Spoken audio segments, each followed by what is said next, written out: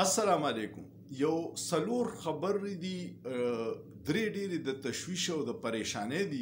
یو کیلو کوټي امید او خوشحاله کیدی شي چې قوم ته ملاو شي. اولنی خبر دا دی چې په سرګوده کې یو علاقه ده، هلته مسجد نور دی او هغې سره یو مدرسه ده. هغې بل ډېر زیات سیوا راغې، منتظمین او اهل علاقه بل نشي جمع کولی، نو د مدرسې نه ماشومان فارغ کړه او جومات ته تالیو لګولی. د پاکستان اسلامی جمهوریه پاکستان دی او پاغي کې چې د حکمرانانو د نااهلۍ د لاسه مذهبي جماعت بند شي، نور به ته د څه شي ګیله وکړې. خو د بجلی بیلونو خلک دومره انتها ته پریشانه کړی چې ته اکثر ګورې خلک خودکشي کوي، رور وجني، دا څوک یې څه وشو. او ډېر خلک څوک موټر سایکل خرڅوي، بل څوک والی د وړو خرڅوي، څوک نور څه د کور سامان خرڅوي او بل ورکوي. نو چې جوماتونه د بجلی د بیل او د حکمرانو د نااهلۍ د وجې نه په یو اسلامي ایټمي ملک کې بند شي، نو دې نه بل د شرم خبره نشته. دویم خبر دا دی چې میډیا ریپورټ کړی چې د خرو 9000 سرمنې بهر ملک ته لیږلي، نو هغه کوشش ناکام کو. اوس دلته دوه خبرې دي. یو دا چې کسټم والا دا ولې ونیول چې پرېږده لیږلې وي د خرو په سرمن پاکستان کې څه کوي؟ خره هسې 50 لکه دي، نو که 9000 سرمنې چا وړې هلته او څه ډالر ترې راتلې نو ښه خبره وه. خو یو تشویشناک خبره دا ده چې دا 9000 خره چا لال کړي او سرمنې ته ایستي، دا غوښه یې په چا خوړلې ده. دا هم دغه به مسلمانو او په چا چې خوړلې هغه مسلمانان دي. نو خره چونکې زموږ په مذهب کې حرام دي، بهر ملک کې خو خلک خوري، خو 9000 سرمن بهر لیږل دومره تشویش خبره نه ده. 9000 خرو غوښه چې په دې خلکو قصابانو خوړلې ده، د هغې به څوک ذمهواري. دریم خبر دا دی چې پاکستان حکومت د IMF دپاره هر شرط پوره کو او په قوم باندې ډېرې مهنګایي راله، بجلی بیلونه، ګیس بیلونه، په تنخواګانو باندې ټیکس، د وړو په پیو ټیکس، په نوم یې ټیکس یې ولګولو.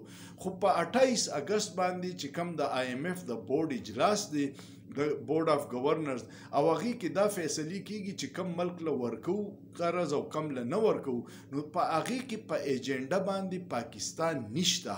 دا ډېر د تشویش خبره په دې ده.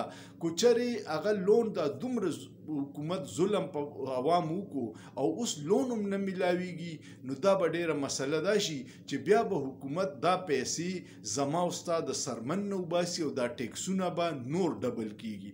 او اوس چې کم ظلم یې کړی، نو پکار ده چې لون موږ ته میلاو شي چې معیشت روان شي. څلورمه خبره چې لوکوټي پکې د امید او د خوشحالۍ دی. د لندن کې چې کومه په انګلینډ کې یونیورسټي ده، آکسفورډ یونیورسټي، هغه 800 کاله زړه یونیورسټي ده.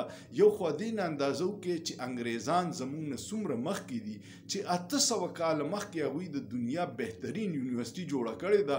او پاکستان کې چې کمې ده 200-300 یونیورسټیانې دي، یو خو معیار ډېر بیکاره دی. د پاکستان 1500 یونیورسټیانې د ټاپ 100 یونیورسټیانو په دنیا کې یو هم نه راځي. نو یو خو دا خبره ده. او دویمه خبره دا ده چې هلته کې اوس د چانسلر الیکشن دی. د هغې الیکشن دپاره هغوی څه معیارات ایښودي دي.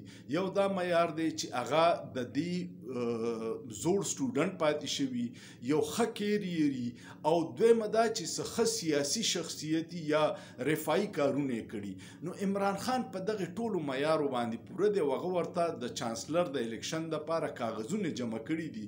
عمران خان د دې نه مخکې 8 کاله د بریډفورډ یونیورسټۍ هم چانسلر پاتې شوی دی، نو بیا سیاسي سابقه وزیر اعظم هم دی. او چې کله هغه کاغذونه جمع کړو، نو انټرنیشنل میډیا دا خبر له ډېر هایپ ورکو او ټول خلک ورته ډېر حیران دي چې یو قیدي د جیل نه د آکسفورډ یونیورسټۍ الیکشن لړاوي. او که چېرې عمران خان دا الیکشن وګټو، نو دا به د آکسفورډ 800 کاله کې اولنی مسلمان چانسلري.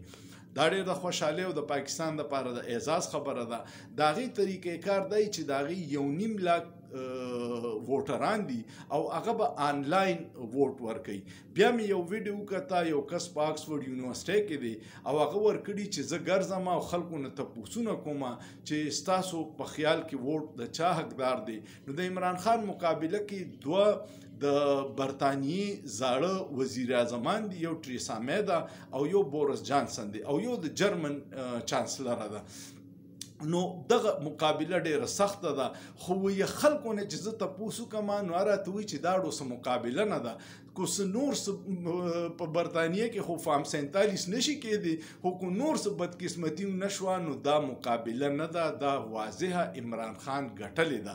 نو کو دا وګټي نو یوې ورله ورلډ کپ پاکستان له ګټلې، 3 کینسر هسپتالونه جوړ کړي، یوې نمل یونیورسټي جوړه کړې کم چې دلته تاله د بریډفورډ یونیورسټي ډیګري درکوي، او یوې القادر یونیورسټي جوړه کړه، او چې لا اوس د آکسفورډ یونیورسټي چانسلر شي. نو دلته کې چې دا کم بوناګان سیاستدانان دي او دا فرسوده نظام دی کم چې دی په جعلي مقدمو کې په جیل کې اچولې، هغوی مخ به د شرم نه تور پاتې شي. ستاسو څه خیال دی؟ کمنټ په لازمنو کې او سوچ پیو کې په سوچ کې څه ګناه نشته.